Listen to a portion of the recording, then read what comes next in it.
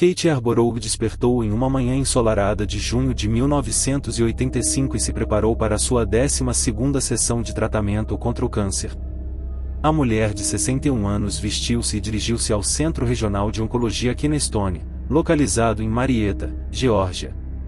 Lá, um avançado equipamento chamado Terac 25, que consistia em um acelerador linear de última geração, iria direcionar elétrons de alta energia ou raios-x para os seus gânglios linfáticos, como já havia sido feito milhares de vezes em pacientes da região. O Terac 25 precisava de apenas alguns segundos para administrar, de forma indolor, cerca de 200 rads de radiação no seu seio esquerdo superior. Porém, naquele dia, algo deu errado. Yarborough experimentou uma sensação de queimadura em vez de não sentir nada. Ela afirmou ao técnico responsável, que rapidamente assegurou que isso não seria possível.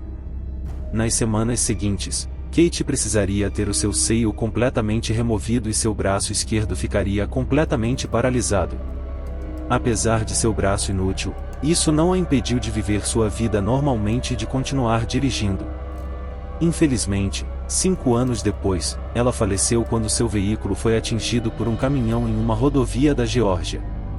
Kate Yarborough foi a primeira vítima de um dos piores acidentes causados por falhas em software, que posteriormente ficou conhecido como tal. Esta é a verdadeira narrativa do Terac 25, que descreve como tratar doenças profundas e insidiosas como o câncer, sem a necessidade de invasões ou cirurgias arriscadas. Há mais de 100 anos, a radiação ou radioterapia tem sido utilizada como uma resposta. O conceito é simples: a radiação na forma de partículas de alta energia e fótons pode ionizar ou alterar átomos e moléculas em uma estrutura sensível, como o DNA. Esse dano pode levar à morte das células. Uma doença como o câncer se desenvolve através da divisão descontrolada de células. Portanto, por que não tentar eliminar essas células mutantes com radiação, que, por sua própria natureza, pode atravessar o tecido do corpo de forma invisível? O campo da radioterapia, que começou a ser realmente explorado após a Segunda Guerra Mundial e o surgimento dos primeiros reatores nucleares, evoluiu para uma área altamente sofisticada. Agora, utilizasse imagens tridimensionais do corpo e feixes direcionados de radiação de aceleradores lineares de partículas para evitar interromper e destruir as células cancerígenas. Nos melhores casos, a radioterapia é considerada uma arma eficaz em 4 em cada 10 casos de câncer, eliminando a necessidade de cirurgia. Em 1976, a ASL Medical, uma divisão da Atomic Energy of Canada Limited, desenvolveu um acelerador linear de duplo feixe revolucionário. Esse projeto simplificou os designs dos aceleradores, utilizando eletroímãs para direcionar os feixes através de um alvo 2 vezes, em vez de apenas uma. O Terac 25 foi um desses aceleradores de duplo feixe. Com 7 pés de altura e 12 pés de largura, era menor do que os aceleradores anteriores. Ao contrário dos modelos anteriores, o Terac 25 era predominantemente controlado por software, em vez de linhas de hardware. Era um código, não um mecanismo físico interdependente. Em 1983, a ASL realizou uma análise de segurança na nova máquina e começou a vendê-la para clientes entusiasmados.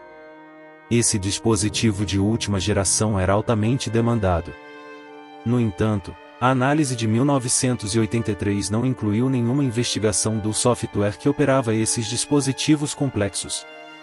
O software baseava-se no antigo modelo Terac 20, escrito por uma única pessoa, um entusiasta da programação que deixou a empresa em 1986. Até hoje, sua identidade permanece desconhecida. 2 semanas depois de Kate Yarborough relatar ao seu técnico que sentiu uma sensação de queimação durante o tratamento contra o câncer, ela apresentou uma marca vermelha do tamanho de uma moeda de 10 centavos em seu peito, exatamente oposta a uma marca maior em sua parte de trás. Tim, o físico médico da Keystone, examinou-a e afirmou que aquilo parecia uma dose de saída proveniente de um feixe de elétrons, mas não se assemelhava em nada à dose prescrita. No entanto, ela não viveria para descobrir o motivo pelo qual essas balas nanoscópicas haviam afetado sua saúde. 7 semanas depois, uma situação semelhante ocorreu com Kate Yarbrough. Uma mulher de 40 anos com câncer cervical, durante seu tratamento com o TERAC-25 no Centro Regional de Câncer de Hamilton, em Ontário, Canadá. Ela também foi atingida por uma bala em câmera lenta, experimentando formigamentos elétricos durante o tratamento. Mais tarde, estimou-se que o operador do TERAC erroneamente irradiou várias vezes a largura do quadril correspondeu a um total de 17.000 ratos. Uma dose maior do que a recebida por Harry Dogley Jr. ou Louis Loudon do núcleo demoníaco. A ASL foi informada imediatamente e enviou um engenheiro para examinar a unidade. Os microinterruptores que controlavam a posição da plataforma giratória foram considerados defeituosos. E uma alteração de software foi introduzida para verificar constantemente a posição da plataforma giratória. A ASL afirmou posteriormente, em uma carta aos clientes em setembro, que essa mudança havia aumentado a segurança do TERAC-25 em 5 ordens de magnitude. No entanto, a paciente com câncer cervical faleceu um mês antes desse pronunciamento, em 3 de novembro, oficialmente devido ao seu câncer cervical. No entanto, uma autópsia revelou que se ela tivesse sobrevivido, seu quadril teria sido obliterado pela radiação de alta energia e precisaria ser completamente substituído. 5 dias depois, uma carta da Agência Canadense de Proteção contra a Radiação implorou a ASL por medidas adicionais de segurança de hardware e alterações de software. Mas nada foi feito. Um mês após o caso da paciente com câncer cervical fortemente irradiada, ocorreu novamente. Uma unidade TERAC-25 no Memorial Hospital Valley Yakima, no estado de Washington, supostamente 9 milhões de vezes mais segura, atingiu outra paciente com câncer cervical no quadril com uma quantidade ainda maior de radiação do que a sofrida por Cecil Kelly quando um redemoinho de plutônio explodiu em seu rosto. Felizmente, a mulher sofreu apenas danos menores e cicatrizes. O resultado mais impactante foi que médicos e operadores do TERAC-25 nos Estados Unidos e no Canadá começaram a se comunicar uns com os outros. Algo estava acontecendo que a ASL claramente não estava abordando ou simplesmente não se importava. 2 meses depois, a ASL declarou que, após cuidadosa consideração, eles acreditavam que esses danos não poderiam ter sido causados por mau funcionamento do TERAC-25 ou por qualquer erro do operador.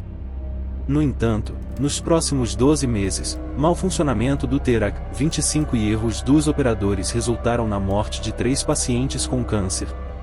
O software do TERAC-25 provavelmente tinha cerca de 100.000 linhas de código, pequeno em comparação com os padrões atuais, mas ainda assim complicado e propenso a erros. Os operadores mais tarde testemunhariam que encontraram até 4 erros graves por dia. Muitos desses erros eram simplesmente lidos como mau funcionamento, com um número entre 1 e 64. Esses números não foram explicados nem pela ASL, nem por nenhum operador manual. Eles admitiram que se acostumaram com essa ambiguidade, em vez de temê-la. Podiam simplesmente pressionar P para prosseguir, sem saber se era um erro ou não. O código podia ser benigno ou potencialmente mortal. Fazia parte do trabalho manter uma máquina cara e procurada como TERAC em funcionamento. O mau funcionamento 54 foi um desses erros misteriosos indefinidos que acabaram sendo aqueles que não se podia ignorar. Mas seriam necessárias 3 catástrofes antes que alguém descobrisse o que eram e permitisse que acontecessem. Voirrey Cox estava sob a unidade TERAC-25 no East Texas Cancer Center, em Tyler, Texas, para seu 9º tratamento contra o câncer. Um técnico fixou sua dose em 180 Hz, mas então ela notou um erro. Ela havia selecionado X para raio-X em vez de ir para feixe de elétrons. Rapidamente, ela moveu o cursor, fez a troca e ativou a máquina. Acostumada com isso, ela apertou prosseguir de qualquer forma. Em seguida, o Sr. Cox sentiu um forte choque. Segundo uma reportagem feita por Barbara Wade Rose, Cox tentou se levantar, mas o interfone do quarto estava quebrado naquele dia. Então o técnico não o viu lutando ou ouviu seus gritos. Então, ela bateu nele novamente, e outro choque percorreu o Sr. Cox. A técnica só parou quando ouviu Cox batendo na porta, enquanto ela estava lá atrás com os punhos. Ele foi examinado por médicos e enviado para casa, com a instrução de voltar se algo mudasse. Algumas semanas depois, ele retornou ao hospital, cuspindo sangue. Após o acidente, ninguém conseguiu reproduzir o mau funcionamento 54. A ASL afirmou ao hospital que uma overdose era impossível, sugerindo que talvez fosse realmente um choque elétrico que produziu as sensações que o Sr. Cox sentiu, mas eles também descartaram essa possibilidade. A empresa alegou que não tinha conhecimento de outros acidentes semelhantes, então o uso da unidade Terac foi retomado 17 dias depois. Wojciech Cox acabou falecendo em agosto seguinte, após receber uma dose calculada maior do que a pior dose que um liquidante receberia quando a usina nuclear de Chernobyl explodiu. Apenas um mês depois, apenas 4 dias após o Terac voltar online no Centro de Câncer do Leste do Texas, o motorista de ônibus Vernon Kidd, de 66 anos, atravessou o saguão a caminho de seu tratamento agendado. Ele deveria receber o tratamento com o Terac 25 para câncer de pele no rosto, e o mau funcionamento 54 ocorreu novamente. O tratamento prosseguiu. Mais um barulho alto trouxe o técnico de volta à sala, onde encontrou o Sr. Kidd se contorcendo de dor e confuso. Ele disse que parecia que algo o atingiu do lado do rosto, viu um flash de luz e ouviu um som intenso e crepitante. A unidade Terac 25 no centro foi desligada até que a causa do mau funcionamento pudesse ser determinada. Vernon Kidd faleceu um mês depois, devido a danos induzidos por radiação em seu cérebro e tronco cerebral.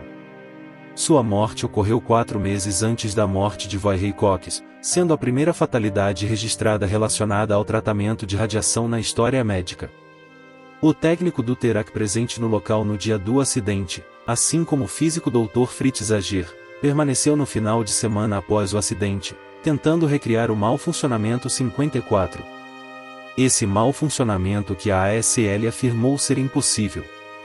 Eles mudaram os modos da máquina, movendo o cursor rapidamente para cima e para baixo e digitando diferentes instruções de tratamento por horas e horas. Até que finalmente conseguiram fazê-lo. O Dr. Ager telefonou imediatamente para a ASL, e a FDA já estava investigando os acidentes relatados com o Terac 25. A máquina foi considerada defeituosa, e a FDA exigiu um plano de ação corretivo ou a limitação da empresa. Logo em seguida, a ASL enviou uma carta a todos os usuários do Terac 25, exigindo que as modificações fossem implementadas imediatamente e que se observasse que a tecla usada para mover o cursor de volta através da sequência de prescrição não deveria ser usada para edição ou qualquer outro propósito. Finalmente, algo que todos haviam perdido seria corrigido. Apesar de todos terem conhecimento do mau funcionamento 54 e de como corrigi-lo, os acidentes continuaram a ocorrer. É difícil pensar em software como algo capaz de falhar, uma vez que o código é executado em um computador, diferente de uma viga de aço que pode dobrar ou um painel de vidro que pode quebrar. No entanto, assim como qualquer máquina, há uma diferença entre como ela é teoricamente projetada para ser usada e como é realmente utilizada na prática. O Terac 25 usava ímãs para filtrar e controlar feixes poderosos de radiação. Teoricamente, após a entrada ser recebida, os ímãs levavam 8 segundos para se mover e ajustar tudo na posição correta. No entanto, o Dr. Ager descobriu que se um operador fizesse uma alteração nos níveis de radiação dentro desses 8 segundos, a mudança não seria detectada, pois os ímãs já estavam em movimento. Isso permitia que feixes não filtrados de radiação atingissem os pacientes. O Terac 25 dependia do software em vez de dispositivos de segurança mecânicos, como nos modelos anteriores. Isso significava que os erros de entrada não tinham salvaguardas para evitar a administração incorreta de radiação. Os operadores experientes que trabalhavam com o Terac 25 todos os dias, lidando com várias mensagens de erro, provavelmente cometiam erros. Como alterar rapidamente um feixe de raios-x para elétron em apenas 8 segundos? Não havia código implementado para verificar se a entrada prescrita no monitor correspondia à configuração real da máquina. Com o mau funcionamento 54 finalmente identificado, a ASL enviou um plano de ação corretiva à FDA, que incluía alterações no software do TERAC 25 para informar a máquina sobre a posição real do cursor. O plano passou por 2 revisões pela FDA nos meses seguintes, e as unidades TERAC 25 voltaram a ser utilizadas antes do final do ano. No entanto, 6 semanas depois, ocorreu outro acidente fatal. Em 17 de janeiro de 1987, Glenn Dodd, de 65 anos, entrou no Memorial Valley Akima Hospital para o tratamento de carcinoma. Em vez de receber uma dose de 86 rads, a máquina bombardeou seu peito com 10.000. Ele acabou falecendo de envenenamento por radiação aguda 3 meses depois. A equipe do hospital supostamente parou completamente de usar o TERAC 25 após esse acidente, pois estavam paranoicos e acreditavam que o problema havia sido corrigido e que era seguro. Infelizmente, eles não perceberam o que estava acontecendo. Posteriormente, descobriu-se que o TERAC 25 tinha outro erro de software invisível. Dentro do código, havia uma tarefa chamada governanta que verificava constantemente se a plataforma giratória estava na posição correta, fazendo ajustes se necessário e depois retornando a 0. Qualquer valor diferente de 0 nessa parte do código seria considerado um erro e a máquina não prosseguiria com o tratamento. Teoricamente, isso deveria funcionar corretamente. No entanto, assim como o odômetro de um carro, esse código de verificação tinha um limite até certo valor, neste caso, 1 byte de memória de 256. Após atingir esse limite, ele voltava a 0 automaticamente. O problema ocorria quando um técnico inseria um erro no tratamento exatamente no momento antes da próxima verificação. O computador lia o valor como 0 e, sem detectar erros, prosseguia com o tratamento. Isso é conhecido como estouro aritmético e foi o que resultou na morte de Glenn Dodd. Em fevereiro de 1987, a FDA declarou novamente que o TERAC 25 estava com defeito e recomendou a retirada de todas as unidades de serviço até que medidas corretivas fossem tomadas. Finalmente, os acidentes pararam. Após meses de revisões, a ASL informou aos clientes que o plano de ação corretiva final, que incluía 23 alterações de software e 6 características de segurança de hardware, havia sido aceito pela FDA. A maior dessas alterações era a adição de um monitor de pulso que encerraria doses perigosas, mesmo que as verificações de segurança do software falhassem. No entanto, não surpreendentemente, após acidentes de alto perfil e sem precedentes, o TERAC 25 deixou de existir. Em 1988, a ASL dissolveu sua divisão médica, e as ações judiciais das famílias foram resolvidas fora do tribunal. Até o momento desta gravação, não foi possível encontrar ativamente nenhum hospital utilizando o TERAC 25. Se houver, é provável que as máquinas estejam sob um nome ou empresa diferente. Mesmo sem mais incidentes apontando para hoje, nenhum hospital quer se envolver com o TERAC 25 devido ao desastre ocorrido. Atualmente, o TERAC 25 é mais um caso de estudo de ética e informática, exigindo leituras obrigatórias em cursos, em vez de ser uma parte regular da prática médica. Ele representa um exemplo único do que pode dar errado quando a nova tecnologia é confiada implicitamente quando a tomada de decisão ética falha. A ASL assumiu que o software do TERAC 25, escrito por um único programador não identificado e importado do modelo anterior, o TERAC 20, não possuía erros residuais de software a serem testados. Eles não consideraram como a máquina estava sendo realmente utilizada na prática e nunca anteciparam algo como mau funcionamento 54.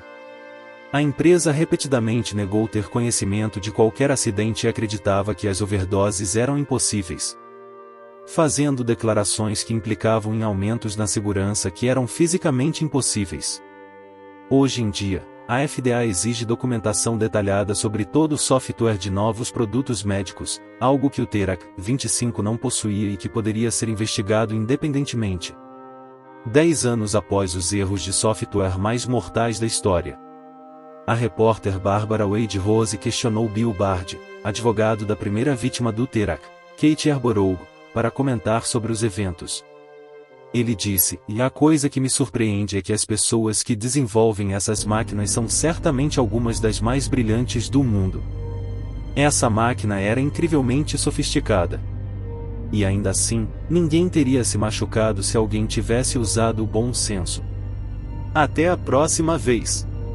Agradecemos por fazer parte da comunidade Gravidade Zero. Seja parte dessa jornada emocionante e inscreva-se agora para não perder nenhum dos nossos vídeos incríveis. Junte-se a nós e embarque nessa aventura pelo universo.